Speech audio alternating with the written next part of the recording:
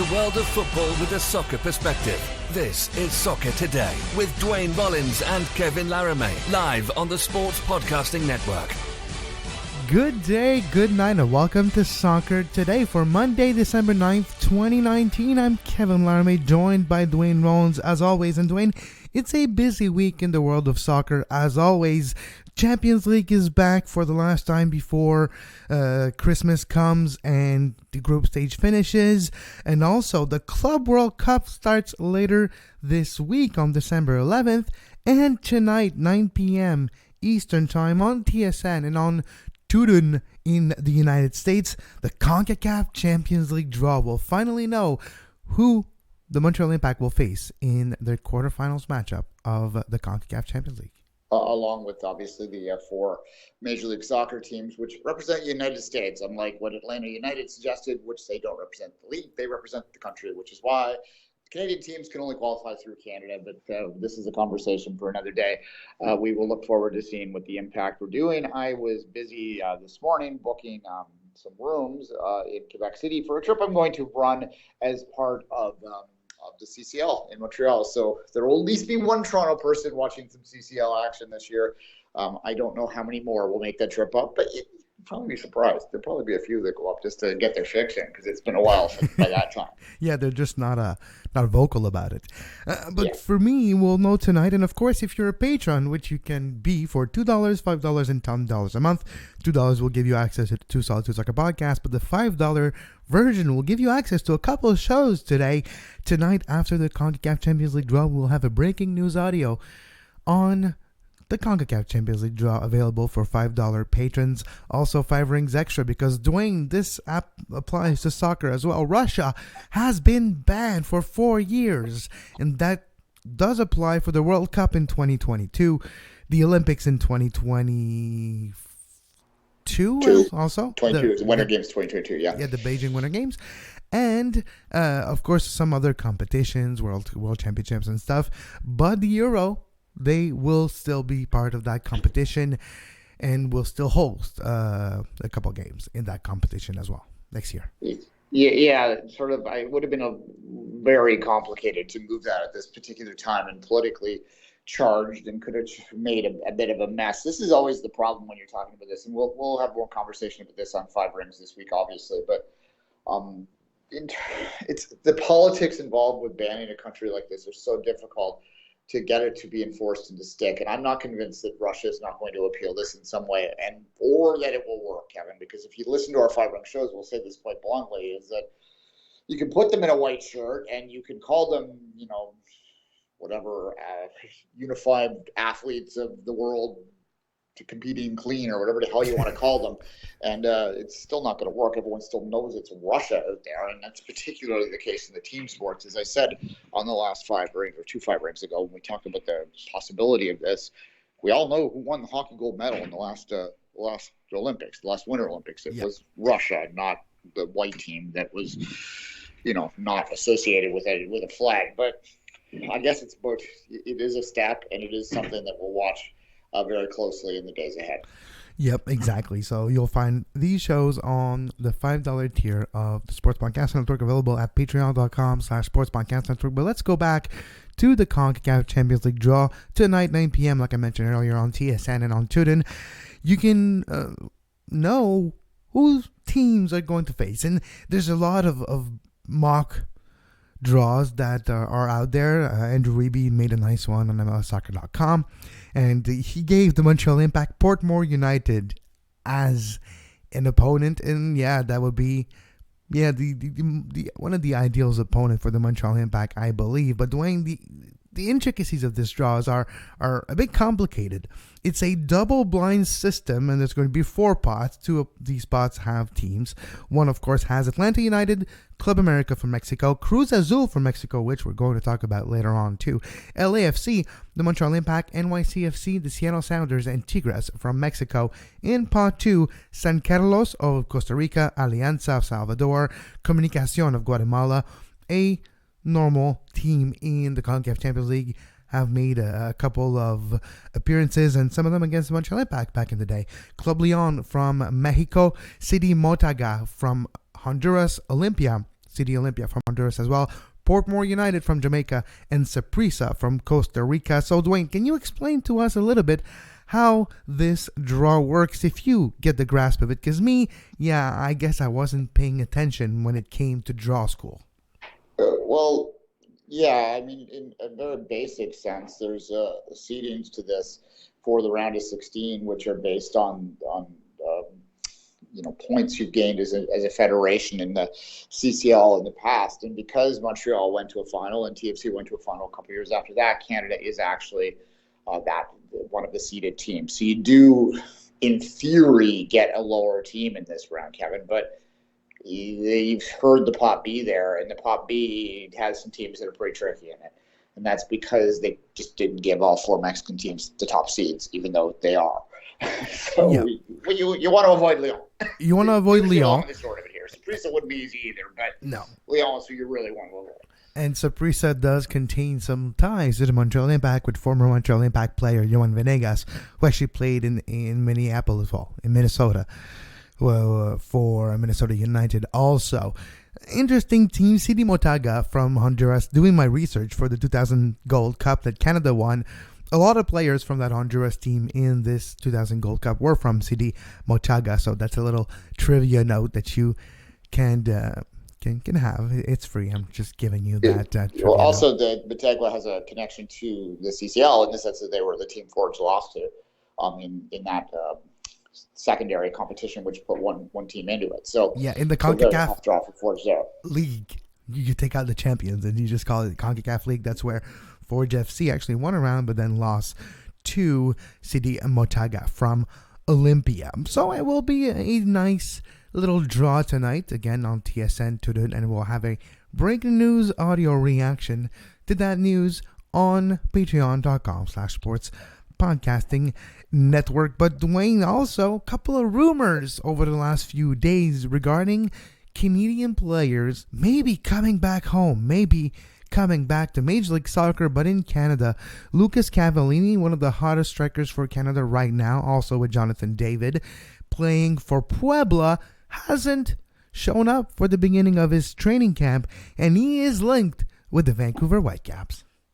Yeah, a couple of the teams too, but Vancouver, there's reports out of Mexico that Vancouver has an offer on the table that Cavallini is very interested in taking. It's a very lucrative offer for them that it simply can't be matched in the Mexican League. You counter that with the it's not even suggestions, the reports that Mexico is going to clamp down even harder on non-Mexican players in the recent times. They're going to move soon, I'm trying to say. Next year in 2021, it will start, and they will be increasing the quotas over the years, and it will start you'll need 9, maximum of 9 foreigners of your starting 11 next year, which ain't too bad, but over the years, it will become more strict.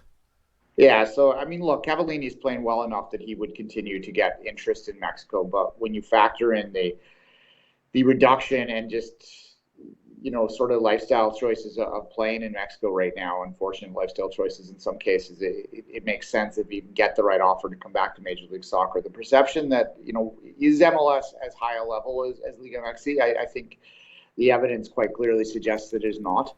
However, is it miles and miles and miles and miles off it that it would make it a terrible, terrible move for a guy, particularly when he has the financial backing that allegedly this contract will give him? Then, of course not. Well, here's...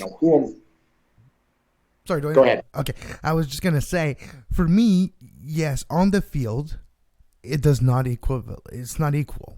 Liga MX and his time with Puebla is playing maybe at a higher level.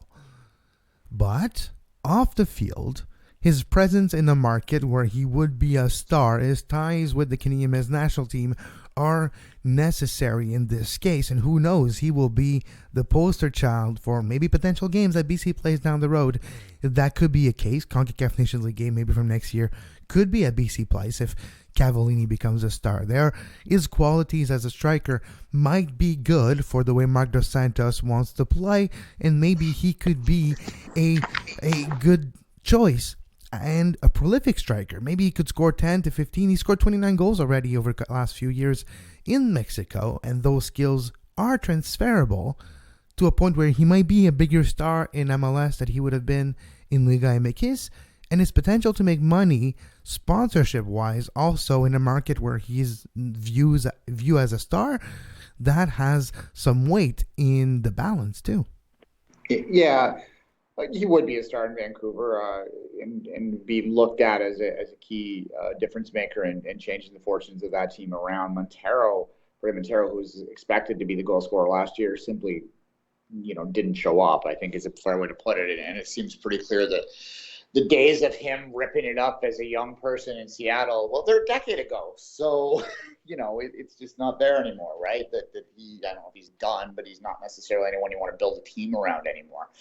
And certainly Vancouver needs to make a significant culture change. Now, Cavallini is a player that in the past has been accused of maybe not always needing to be motivated to perform at his best, we'll say. And certainly that was one of the reasons why he refused to play for Canada for such a long time. But he does seem to be mature now and have his head on straight and interested in becoming a star and fulfilling these things. It's pretty clear that a guy like that, we're not hearing rumors of him going back to Europe. So if that's the case, then, the choice is to stay down there and potentially try and move to one of the big clubs in like he's right now playing for a club in Mexico that really its reputation is more of a bottom table team. Yeah.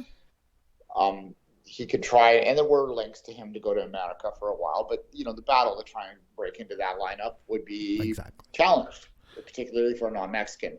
So it makes sense to me that if he's going to continue to play, because as much as we would like to see him, and I do really love the fact that he's in Ligue 2 right now, I think that it was a significant for Canadian soccer and as a whole to have a player playing in that league that did stand out and get a lot of excited press, a lot of support for him. It does show that Canadians come down there and play, and that's a significant thing. But at this time, for his career and for his future, I can't blame him. Who am I to tell somebody to turn down a couple $1 million, right? Like, just because I want him to play at a higher level.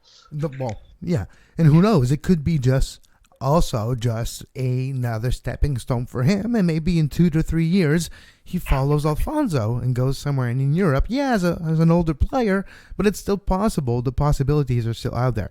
He's what, 25? I believe he was 24 last time I checked, and it was 24 last time I talked to him after a Canadian men's national team game, and he does seem like a serious player. Just look at him, look at his body, look at his fitness and his form.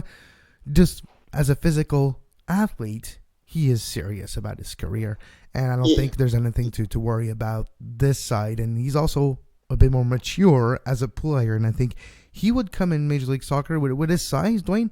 I think he would be Canada's I think he is Canada's version to Josie Altidore, but I think he can have the same type of success in Major League Soccer as a Josie Altidore. And look, it's a significant MLS signing as well. He's coming as a DP. He's not coming as a TAM player. That would be the third Canadian to be a DP under the rule. Julian de Guzman and Duane de Rosario, the other two. De Rosario at the end of his career. Julian de Guzman probably was a step too far in terms of what his production on the field was. Although Julian did actually play better than people give him credit for. He just wasn't the right fit at that time for that team. So, there hasn't been a lot of success there. The only other Canadian player to be in a exemption part of the salary cap would be Jonathan Rosario, Piet is not yet. So Rosario is a TAM player. So it's rare that the Canadians have come in at that level, and for another one to do so, I think is another bridge that's worthwhile pointing out, because it does sort of indicate that people are willing to make that risk. And I can tell you though that there's a lot of pressure inherent with it, particularly coming in to a Canadian market. And that's partly why I was always, we've been hearing rumors about him coming as a DP to MLS for a while. He was linked to SKC, the other team that's really talked about him and I think has him on the radar. In January. I bluntly would prefer him at SKC for that very reason. I think that the pressures of a Canadian playing in the Canadian market are sometimes we tend to eat our own alive sometimes. So, if he gets on a 3-game streak where he doesn't score, I worry about that. But I guess at the same token, if he can't handle the pressure, then maybe that's no good either, right? I don't think he's going to have any problem handling that pressure. And also, it's Vancouver. It would be maybe a bit different in Toronto. But and the fact that he literally grown up in Argentina more, and especially in his career and his development. And I think he might not be affected by that pressure also. So that will be a possibility, and we'll see if these rumors do materialize. Another rumor that has been making a lot of traction in the last couple of days. Again, these rumors are from multiple sources and are more than rumors maybe, but not done deals probably in all cases. It does concern another Canadian. It does concern another Canadian club and also a Mexican club. Cruz Azul has not seen Stefan Eustáquio over the last couple of days. He hasn't come to training camp also. And Stefan Eustáquio, newly minted Canadian men's national team player, is linked with the Montreal Impact, and he is a holding midfielder. He has been developed in Portugal, in the youth system of the Portugal national team. Luceira also has a club in his U15, U17 career. Played a couple different clubs, was on loan, and was on in Mexico for the last year. Arrived in Cruz Azul last January, and apparently on his way out of Cruz Azul and on his way to Montreal, apparently, for Stefan Eustáquio. Yeah, this one's a harder one to peg because we don't really know. He was on the books for some big clubs, or a big club anyway. Didn't really feature there, but half of Portugal's on the books of that club. So, put that aside. He did, and then he went to Mexico in a fairly significant move, and it was widely thought of as a very interesting prospect, if not an exciting one. Well, he got a big injury in his second game? Yeah, that's what I was about to say. Yeah, he blew his knee up. So he hasn't been a player that's really featured since. And if he has an offer to come to Major League Soccer, then, he's very much a Portuguese Canadian in the sense that he's from Portugal and has Canadian citizenship. So he's not really grown up in this country. But at the same time, I think that he does obviously hold enough joy and feeling for the country to declare for the national team, and for him to come up here, that will only solidify that even more, I would think. And look, I don't know whether it would be a good signing for the Impact or not. I don't. On paper, certainly it seems promising, but I haven't seen him in a year and a half, right? Yeah, it depends also about the amount, the price, the transfer fee, because there's probably going to be a transfer fee involved. His value right now on transfer market is about $3.42 million in euros. So make the value maybe around 5 to 6 million Canadian, around, maybe a little lower. So it's not necessarily a small signing either. So it would be a TAM player in my imagination, or maybe even a DP, maybe not a DP though. I imagine more of a TAM situation, because he does qualify for the TAM target allocation money. He's a new player coming into the league. He will qualify for that for about 2 years, I believe. So as a gamble to maybe give Samuel Piette some help and maybe prepare yourself for a future without Samuel Piette, who's always have options in Europe. His contract has been picked up for this year. In 6 months, he might be open to look elsewhere and start negotiating if the Impact hasn't signed him for the long term at that point. Stefan Eustáquio could be a replacement for that, or also could be a teammate, literally, of Samuel Piette in the holding midfield role, and together could have the backline help. But also, Duane, I believe Thierry Henry getting a Canadian back in one of his first moves, even though it's Olivier Renard, the sporting director, who probably is doing this deal for Thierry Henry. Also having Canadians that he can use in a prominent role helps in his legacy or identity, I believe, that he wants to create in the beginning of him managing the club. But of course, Thierry Henry is in Europe right now, and he'll be back in January to start working with the Impact. Yeah. Look, there's a significant thing playing here too. The Impact could have a couple real big pieces in the midfield to replace at the end of this coming season, if not in the middle of this coming season, as we all know. Yeah. Yeah, so really to look at more guys and to try and solidify the depth of that is a worthwhile thing. You also have a new manager coming in who's going to want to evaluate everything. The Impact, let's face facts, other than winning the Canadian Championship, which is not insignificant. It wins them the CCL berth. They are rewarded with that. But let's face it, on the whole, the season was disappointing. So there will be some changes in there. And I think Henry will want to look at everyone on an equal playing field. So who's to say that he wouldn't come in and even bump out a Piette? Like, we don't expect that, but Piette's going to have to earn his time next year under Henry. I think every player in that in that team is going to have to earn its time, because there wasn't, other than Piatti and a few others maybe. We'll see what the keeper is, for instance. I think you have to make a decision there with the re-signing of the backup. Diop, yeah, looked awful good in that CCL or in the Canadian Championship final. And Evan Bush did not have a good year. And the last couple of games that Diop did play for in the regular season for the Montreal Impact also, he did look pretty good under Wilmer Cabrera. So no, exactly. There's a lot of questions that will need to be answered for the Montreal Impact. We'll see if Stefan Eustáquio is one of the answers by Olivier Renard and the Montreal Impact staff. Duane, before we continue, we'll come back after this short break and talk about the Premier League results from the weekend. Yes, we'll talk about the Manchester Derby. We'll talk about other interesting results as well. Tottenham putting 5 on Burnley, but we'll come back after the break. You are listening to Soccer Today. Follow us on Twitter at SoccerTodaySPN and like our Facebook page, facebook.com/Sports Podcasting Network. You can find the podcast version of all the shows we do on iTunes, Apple Podcast, Google Play Store, TuneIn Radio, iHeartRadio, and anywhere you get your podcast. And we're back on Soccer Today. So maybe Marco Silva was the problem. Everton beating Chelsea Saturday morning 3-1. Liverpool big win 3-0 on Bournemouth. Tottenham 5, Burnley nothing, but Manchester City 1, Man United 2. How was your Premier League weekend? Fine. The Everton. We'll get to the Derby, but I want to talk about Everton first.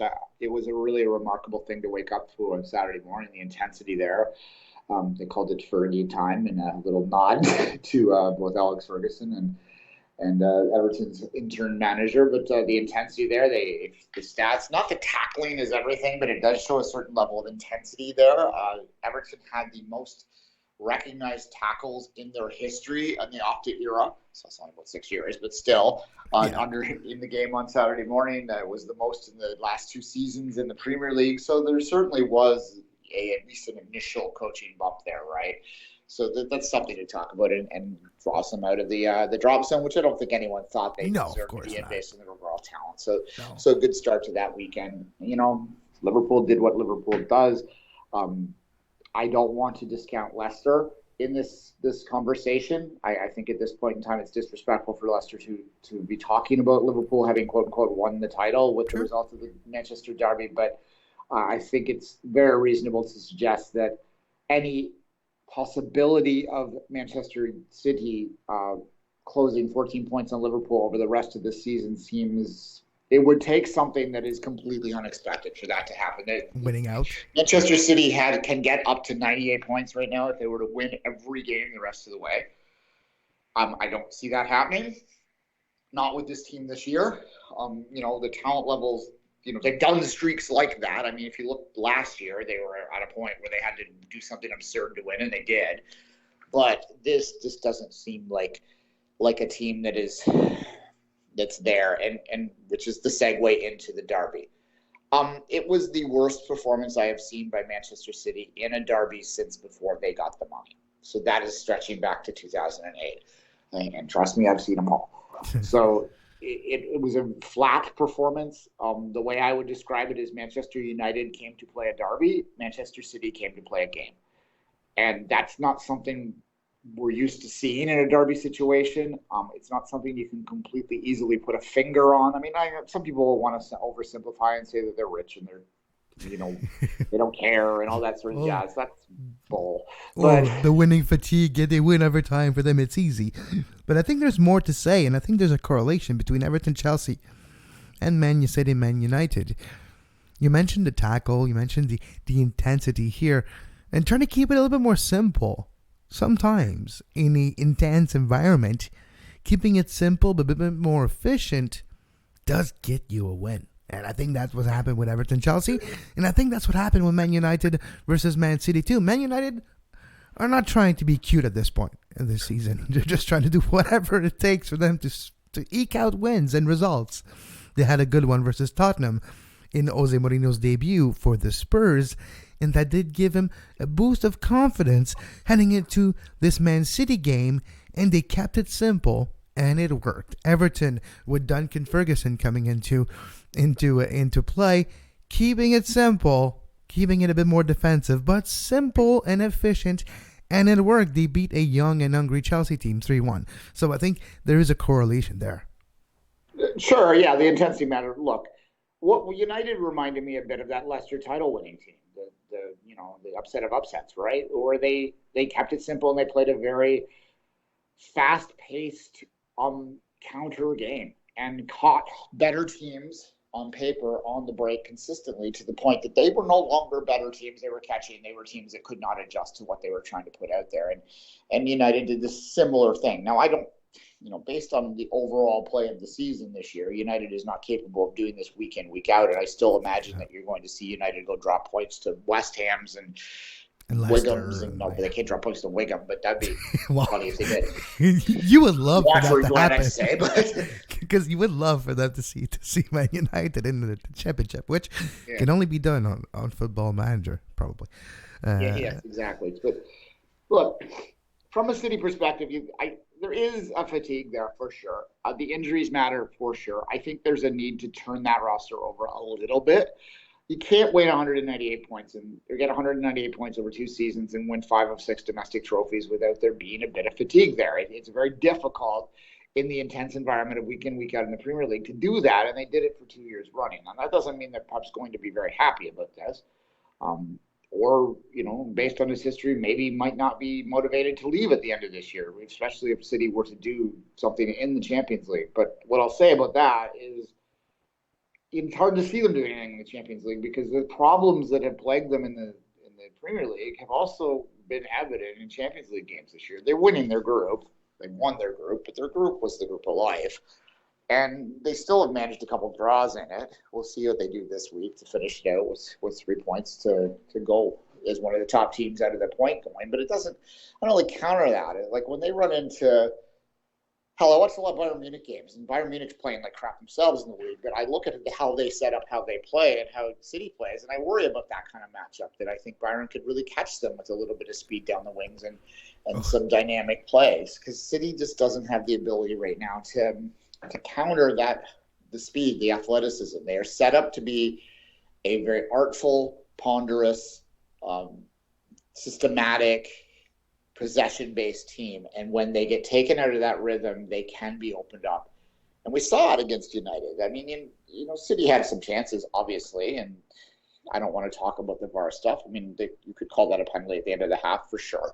And it's a different game then, but they didn't deserve the win, and that's the bottom line. And they didn't deserve the win because United executed the game plan that they came with, simple as it may be, to perfection, and City was not able to counter that off. And, John Stones kind of looked down for a bit there. Lapointe's still out for a while. It's not just the center halves, but the center halves are a significant weak point on that team.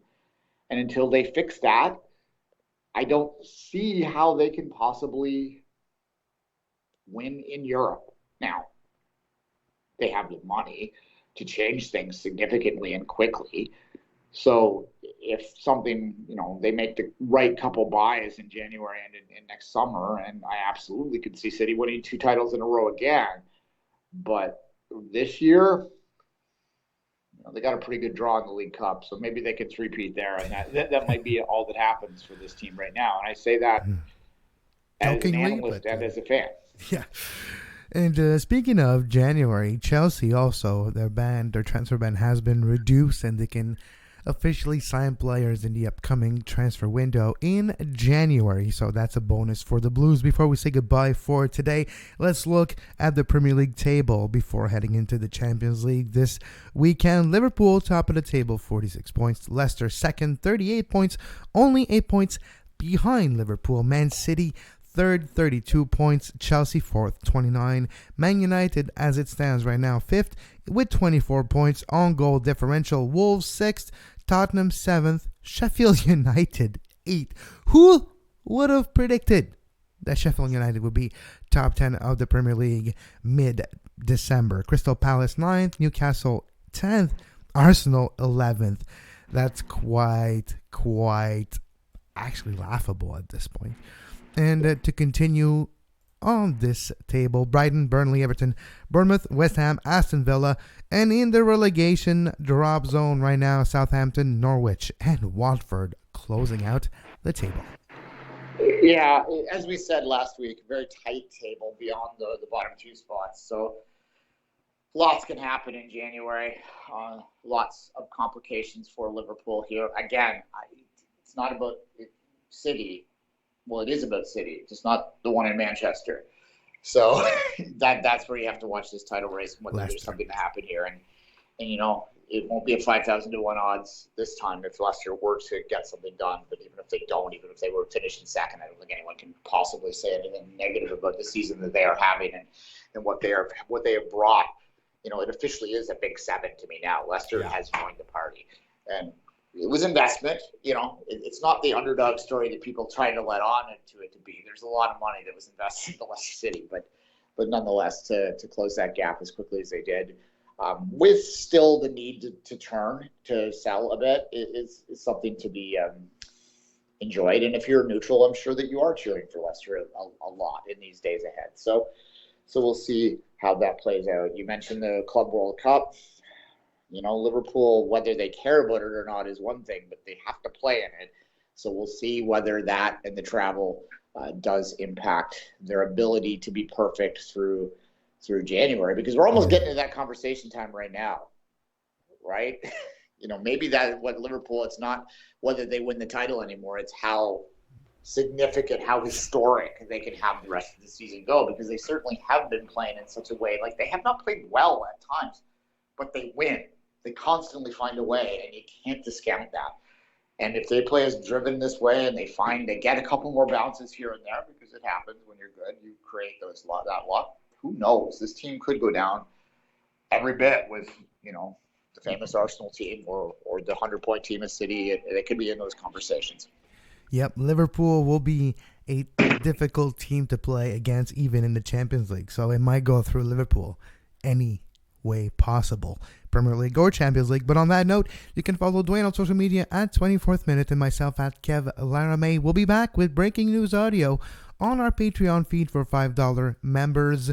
Tonight, Concacaf Champions League Draw. We'll have a reaction show and more on the Russia situation on a 5 Rings Extra coming to you later today. But until then, you can subscribe to this show everywhere you get your podcasts and also on our website, sportspodcastingnetwork.com. And until tomorrow, as always, here on Soccer Today, we thank you for your listening, for your time, and until tomorrow, have a great soccer.